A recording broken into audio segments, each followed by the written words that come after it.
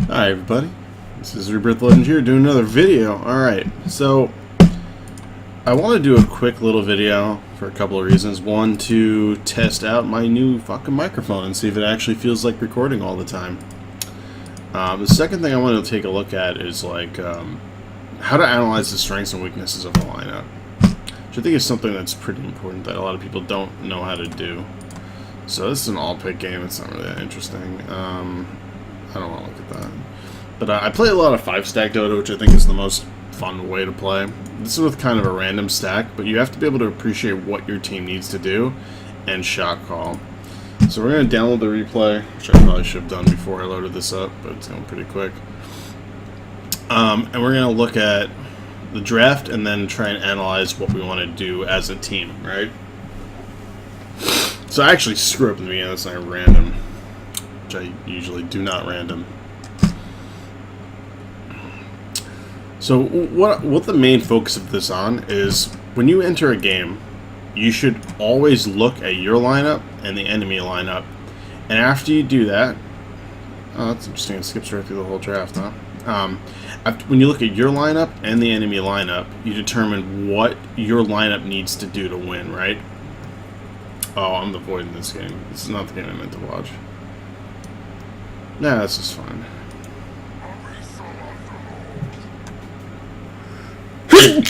So let's just draft, and this team isn't fully communicating because it's kind of a random 5-stack I joined. I know the Dandy guy, he's pretty good. I think it's like 5100. I don't really know any of the other three. So they picked the stupid Underlord. I feel like we should... Oh, well that will make sense why I'm not seeing anything. This guy opens up with an Abaddon.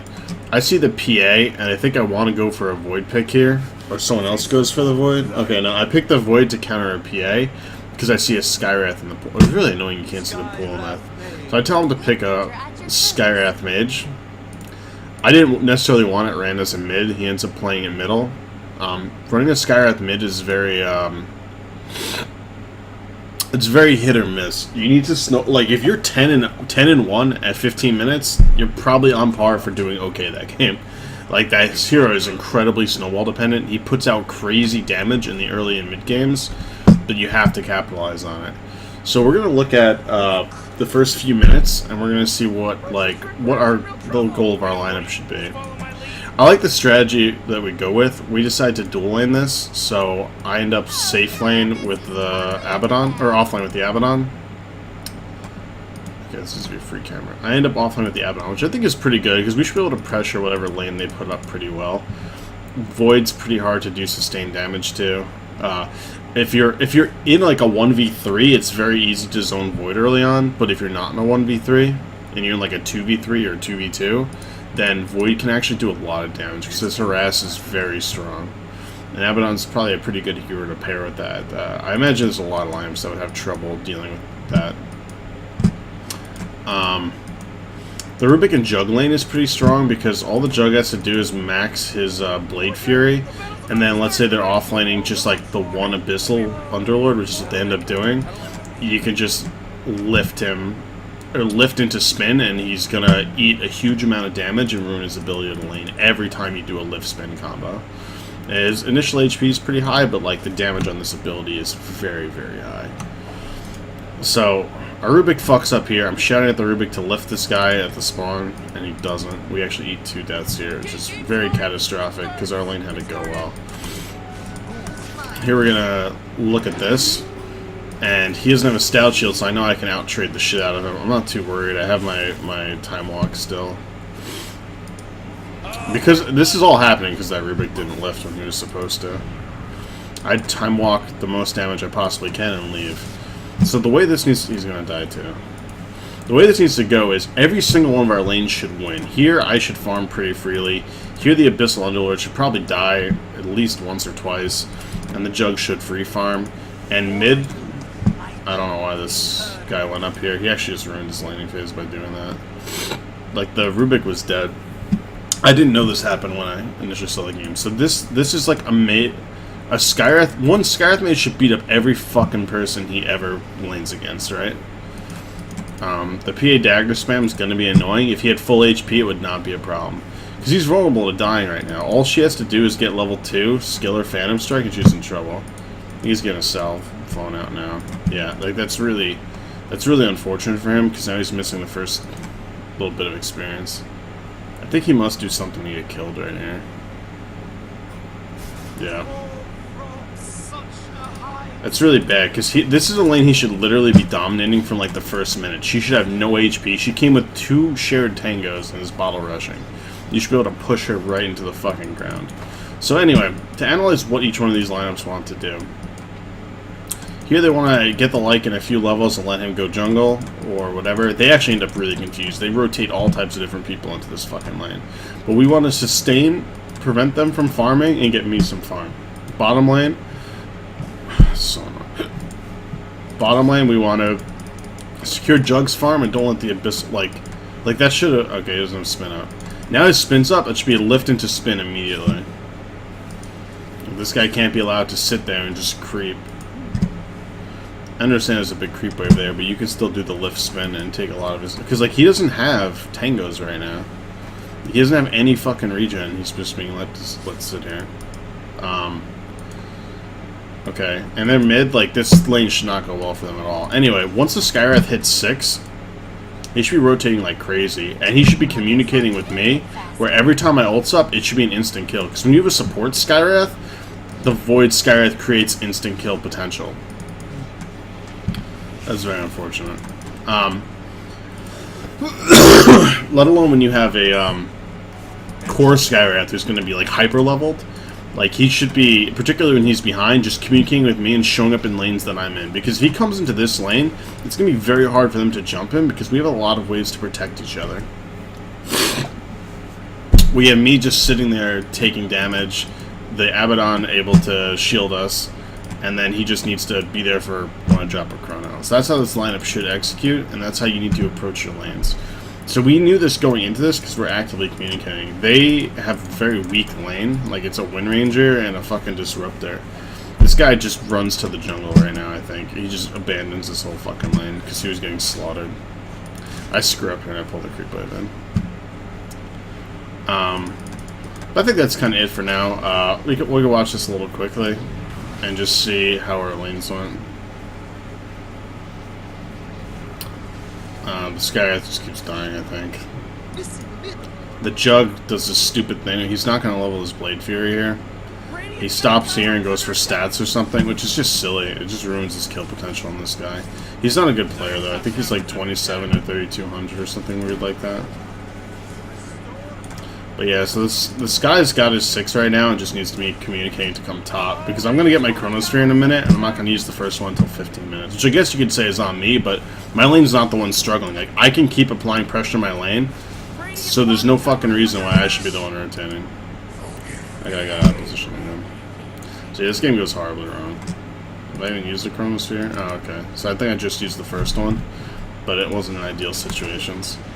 But yeah, so that's how you need to like look at the game and learn what the strength of your lanes are. Because we look at these lanes where if you throw an Abaddon in here, maybe you increase it by like 1 kill and you make the lane a little more scary, but not the way they were playing it. By bringing the Abaddon up here, we strengthen our lane, ensure I get farm, and able to really put a lot of pressure on this Lycan before he just AFKs and goes into the woods, which he shouldn't have been able to do.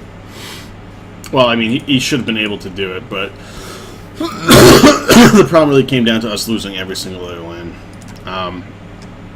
With their lanes, I don't know. They have just such horrible lanes that it should have been hard for us to lose the laning phase, and we did. Let's look at one more. Just so we get in the habit of just like looking at winning, looking at like drafts and stuff.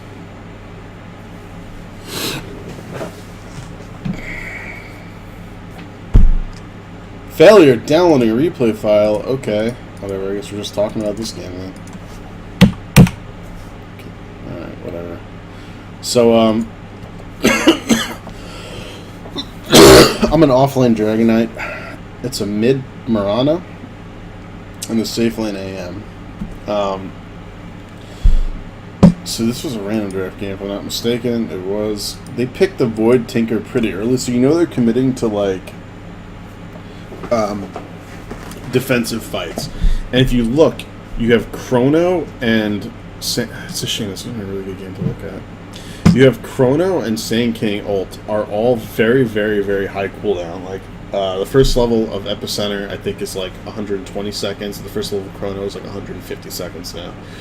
Which means they can only actually fight every 120, 150 seconds. The problem with that is that my ult is the same way when I'm a Dragonite, where my ult's a really long cooldown. I think it's like 120 seconds. But the thing is, I'm going to start my ult. And they're going to use theirs after mine's going. So if I use mine preemptively and then start chipping on a tower because it lasts so long, then by the time they use their ults, I'm going to have at least a 1 minute window where my ult is up and theirs are not. So what you want to do against the Tinker is you want to take away his tier 1 and tier 2 towers as fast as humanly possible. Our lineup is very well positioned to do that because Lion, Mirana, Nyx, and DK create a very, very strong 4-man group because DK is just so, like, look at the items I built. That was only to survive magical damage. Because they don't have physical. The only person who could have built physical was a Void, who didn't really build physical damage. So I don't need to worry about physical damage. Plus, I have huge armor anyway. So I went Tread, Swan, Pipe, Heart, Scotty, just to have just so much HP that it was almost impossible for them to burst me down. And they put a lot of effort into killing me, and they succeeded many times. But yeah, so to analyze the weakness of this lineup is, one, when they're trying to defend high ground, they are very, very good at defending high ground. You have his Ensnare and his huge magic burst, you have AA ult, you have March of Machines, and he gets a fucking ag, so he's just firing off 4 missiles at a time. Breaching this team high ground is very hard, so what you want to do is abuse their high cooldowns early on, so the first 20 minutes of the game, take as many towers as you can, control the map, and play around Roshans. That's what we want to do. What they want to do is force us into team fights that we lose. And they do get team fights that we lose. Like, it's very hard not to lose a team fight. Anytime all their ults are up, you should always lose the team fight against them. Because they just have so many ways to bring the fucking hurt. Like, this stupid Underlord here, I still don't know everything he does. Well, I know everything he does, I just don't know the timings and cooldowns and everything. But his nuke fucking hurts, and his Ensnare fucking hurts. So even if you lead in, even if he leads in first, or the Void leads in first, they have very solid follow-up to keep us in a whole epicenter, or to keep us in a fucking Tinker March. So when they get those fights, they destroy us. So what you want to do is take all the early objectives. That hurts Tinker's ability to keep split pushing, because Tinker generally is going to TP to towers and creep waves, and then try and blink into tree lines. When you push everything back, when you push all the towers back, it hurts his ability to get farther out on the map. Particularly, it limits his access to his own jungle and your jungle, which is something he might want to try farming if the creep waves are in position. But if you take him down to his tier 2, it's harder for him to get to the jungle. If you destroy the tier 2 safe lane, he can only get in the jungle when the creep wave's there. So he has to push out the creep wave and then go back for the jungle. Which is, it might not sound like that big of a deal, but that's like an extra rearm and TP that he has to now do to actually get to his woods if he wanted to farm that. So it's very difficult for him to pull that off. So basically my plan is here, we're going to keep 4-manning. Like, once it hits about 12 to 15 minutes, like once the laning phase breaks down, this AM needs to be farming that at the safe lane and pushing that as hard as you can to force the Tinker to go there. And we need to be grouping as 4 and trying to take away all their towers. I think we take the tier 1 bottom without much contention, and then we fight over the tier 1 middle, which is a very important tower, because with the Tinker and Void, you're in such a clustered area. You're in such like a clustered, focused area that every single one of these spells destroys you. March is in that focused area. Chrono's good in a focused area. It's a virtual mid lane is basically a fucking choke point. So if you don't take that mid tier 1 early, it can fucking haunt you for the rest of the game. It's a real pain in the ass. So I think we go there with the Dragonite once I get that, and we chip at the tower, which I think the chip is very important. because then when you go to take it, it's much easier. So I think I chipped it down at like the 6 to 8 minute mark, and then we came back at about the 10 or 12 minute mark. And there was a fight, but we got the tower into deny range and they denied it, which in my book is a win, because I do not want to keep fighting over a tier 1 tower. Fighting over the tier 1 tower is a great way to put yourself in a horrible position against a Tinker, because the Tinker can just keep nuking you down, and then they have like follow-up like a Sand King and a Void and a fucking AA. You can find yourself in a world of hurt very, very quickly. So after that, we 4-man bottom, and we keep trying to fight. We fight the tier 1, and I think we get that easily, and then the tier 2, we actually run into a problem, and they wipe us once.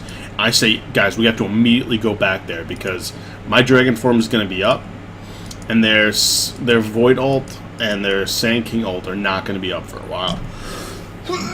So all you have to do is avoid the AO while chipping down the tower. Keep in mind, I can stand right up there because I have a pipe and my regen's like 30-something a second. So I can sit through a march, and I can even endure an AA blast pretty easily. It's just that gives them the ability to follow up on me if they get aggressive. So we're able to take down the tier 2, and they actually get their chronos up and they go on us, but we take the tier 2 down, and they follow up and get like 1 or 2 kills or something. But the important part is we're taking their towers, and while we're sacrificing some in teamfights, we're not getting 5-0 wipes in these teamfights. We're usually getting a couple of kills, and we're keeping it pretty even while taking away their space. And this whole time the AM gets to free farm. And he wasn't a very good anti-mage, so he definitely needed the assistance that we provided. Like, he was basically left alone for like 10 minutes, and he had an average performance for him, pretty much. I never fucking played Dragonite. I'm a terrible Dragonite. So then, like, after that, we just keep getting Aegis and trying to force fights. Our team gets the biggest thing that'll fuck you against a lineup like this is getting over aggressive. Like, I kept telling my team, like, just let me sit there, and when they go on me and try and destroy me, that's when you jump in. Like, they'll have to blow everything to bring me. When we first won high ground with an Aegis, I think the AM had Aegis, and I was just sitting there with 4,000 HP and like 60% resist in each category or something. They didn't even bring me down past like 1,700 health, I think. So they got me about 60% down from like constant chipping while I'm attacking their barracks. And my team gets all happy and just jumps in after them and lets them blow everything on their team, and then I get isolated and killed. Because I don't really do damage, I just survive and kill buildings. That's my only purpose in this game, is to survive and kill buildings so the rest of my team can then do stuff. So going on me is a mistake because I'm so hard to kill. And just as a quick thing, so some people probably know, since I have a pipe and a hood, these actually work independently, which I didn't know until this game. I can activate my hood for my individual defense, which saves me from 400 magic damage, I think it is, or 325. And then later I can actually activate my pipe, and they're separate cooldowns, and I'll defend my whole team from it. So I can block an additional 325 magic damage, and it's going to also stack and increase my magic resist. My rationale for that over at BKB is BKB provides me 100% resist for 5 to 10 seconds, which is really good in a team fight, but I don't anticipate a team fight. I anticipate them chipping me away, or chipping me down. So having even more resistance is going to greatly help. Oh, this cough is terrible. Having more resistance is going to help me when a fight sustained over about a minute, minute and a half, 2 minutes, which is what we were doing for a while until we jumped the gun. So we jumped the gun, my team dies, and then I get isolated and killed, because they do have the burst to kill me even through all that because of fucking AA. But even so, that's fine. Like, I literally itemized against like everything they have. God, that's a gross cough. So we managed to wrap them into the ground and win the game. It takes a few high ground attempts, and we end up having like Aegis and cheese and everything. And they can't withstand against that. When you have absolute map control and you're getting twice the amount of farm as them. This was a it wasn't Mid Marana. This Mid Marana is, I guess, a little underfarmed considering the point in that game, but whatever, that doesn't matter. You have 6-slotted AM and a 6-slotted DK, we'll say. It's a really farmed Lion. Those are good items. The Nyx is pretty farmed. And, like, look what they have. Okay, this is not proving my point too well, because I actually have a fair amount of items. See, he's pretty poor, considering how much he can farm. Like, you compare him to the Lion, they're at a very similar net worth, but the but the Sand King farms way quicker than a Lion. So maybe our team wasn't utilizing the whole map as well. I mean, I had 400 creeps on a Dragonite, and I think this guy had like 350, and AM had like 600-700. So we probably out-creeped them by a fair margin. 33, 175, 33, 700. Yeah, so we had a lot more creeps than them. And then we control Aegis, so we just take Roshan, and then, you know, killing the AM twice or killing me twice is almost impossible for them. Anyway, so that's going to end this video. I hope it was kind of helpful and analyze, or I guess I didn't really analyze this, how we wanted to play it. Well, actually, I did. We wanted to heavily form in after our laning phase and create space for the AM, and put a real focus on making sure we take the towers and eliminate the Tinker's ability to have space, which is what we did. And it worked out well. And like in that previous game, I showed you how it failed because we really, really needed our mid to win super hard, so our mid game worked. And our mid lost because we traded early on for no discernible reason. This game is stupid. Let's go with this one real quick. Yeah, fuck Morphling. These idiots threw. We were down to like 1 Rax left, and our fucking Invoker was like full tilt, telling me I'm a piece of shit. He didn't like my item build because my AC was the last item I got. And I asked, when I'm confused, I ask people, like, I don't play a lot of DK, and I asked, like, should I get a heart or AC? I got a heart because I was getting magic bursted by this fucking asshole, and this asshole, and that asshole, and this guy's also an asshole. I'm happy he lost because he was supposed to be a support and built like fucking core items like a dickhead, which works when you're in a 60-70 minute game, but he should have been punished more in the mid game for not having like well, that 4-step I think was later, so I think he had like phase Vlads or something. But but yeah, we got them. They got us down to like 2 racks, and then they like kept throwing fights. And we were able to just push right down middle. They had a tier 3 tower dead, so we just went right for tier 4s at the end of the game, which was pretty nice. That was a good game to win. Anyway, we're gonna end that video here. Thank you for watching. You can always feel free to comments, questions, and submit your own games, and I'll take a look at them.